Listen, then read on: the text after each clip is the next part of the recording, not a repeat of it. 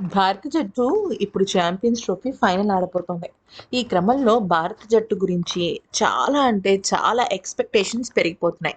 కారణం ఏంటి అంటే ఇప్పటి వరకు అసలు ఓటమి ఎరుగని జట్టులాగా ముందుకు దూసుకెళ్ళిపోతుంది. ముఖ్యంగా ఛాంపియన్స్ ట్రోఫీలో ఒక్క ఓటమి కూడా లేదు. అటు సౌత్ ఆఫ్రికా జట్టు గానీ, ఇటు న్యూజిలాండ్ జట్టు గానీ, భారత్ కానీ మంచి పటిష్టంగా ఉన్నాయి.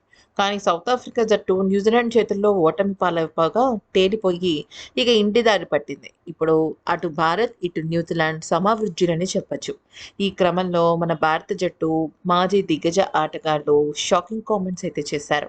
అయితే దీనిపైన మన ఎంఎస్ ధోని వ్యాఖ్యానిస్తూ తను ఛాంపియన్స్ ట్రోఫీ పట్టుకున్న ఒక ఫోటోని చూపించి, ఈ ట్రోఫీని ఇప్పుడు నెక్స్ట్ రోహిత్ శర్మ పట్టుకోవాలని చూస్తున్నారు. దానికోసమే బహుశా ఈ ట్రోఫీ ఎదురు చూస్తోందేమో. All the best men in blue అంటూ తనదైన స్టైల్‌లో విషెస్ చెప్పడం జరిగింది. ఇక ఆ తర్వాత సునీల్ గవాస్కర్ వ్యాఖ్యానిస్తూ ఏమన్నాడంటే, న్యూజిలాండ్ పైన భారత్‌కు గెలవడం మంచి విషయమనే చెప్పొచ్చు. కానీ ఇక్కడ చాలా పెద్ద లోటు ఏమైనా ఉందంటే అది రోహిత్ శర్మ. రోహిత్ శర్మ కెప్టెన్సీ బావుంది. తను అరేంజ్ చేస్తున్న ఫీల్డ్ సెట్టింగ్స్ అన్నీ బావున్నాయి. కానీ బ్యాట్స్‌మెన్‌గా తను ఓపెనర్‌గా వచ్చి 28 పరుగులు లేదా 22 పరుగులు అంతకు మించి దాటడం లేదు.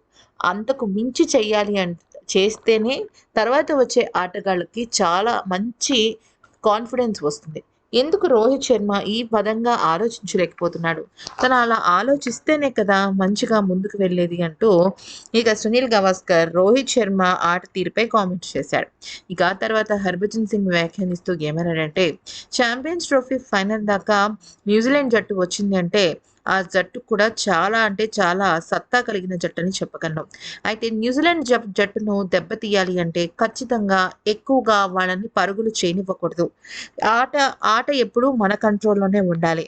అలా ఉండాలి అంటే ఖచ్చితంగా వాళ్ళు ఎక్కువ పరుగులు చేసినా, లేదా పవర్ ప్లేలో మన వికెట్లు ఎక్కువగా పోయినా కూడా వాళ్ళకది అడ్వాంటేజ్ అవుతుంది అంటూ తనదైన శైలిలో చెప్పాడు. ఇక ఆ తర్వాత సెహ్వాగ్ వ్యాఖ్యానిస్తూ, యువ ఆటగాళ్ళని రోహిత్ శర్మ, విరాట్ కోహ్లీ, శుభమన్ గిల్ బాగా ముందుకు నడిపిస్తున్నాడు. కానీ ఓపెనర్లుగా గత కొన్ని రోజులుగా శుభమన్ గిల్ అలాగే రోహిత్ శర్మ ఎదురు రాణించలేకపోతున్నారు. మరొక వైపు బౌలర్స్‌కి కూడా నేను ఒక విషయాన్ని చెప్పాలనుకుంటున్నాను. వాళ్ళు పిచ్‌ని అలాగే ప్రత్యర్థి బ్యాట్స్‌మెన్ బలహీనతల్ని కొద్దిగా తొందరగా పట్టుకోవాలి. అప్పుడే పవర్ ప్లేలో వికెట్లు సాధించడం సులువవుతుంది అంటూ పేర్కొన్నాడు.